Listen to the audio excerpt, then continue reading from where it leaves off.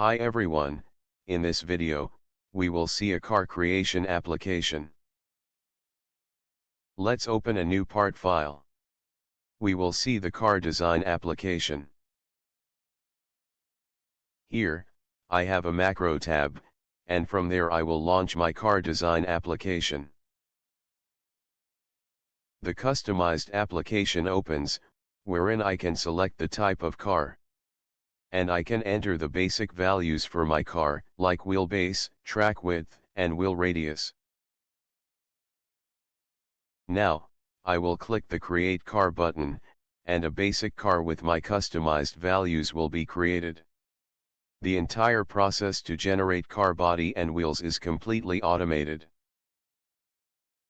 The sedan car is modeled by the application, using extrude and cut extrude features. We will save this car, and again open a new part to generate a different kind of car.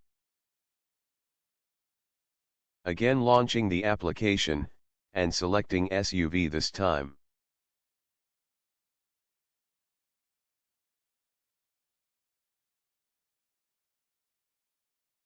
A basic car body similar to SUV is created by the app.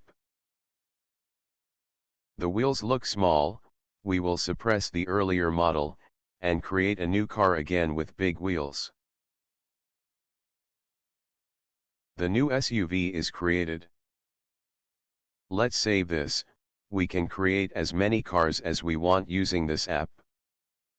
In one of the next videos, we will learn to add this macro button, and to write the code for this application. The macro code can be downloaded from the link given in the description. I have opened all the cars in an assembly file, to compare the sizes. Subscribe to the channel and stay tuned for upcoming fun videos. Thank you.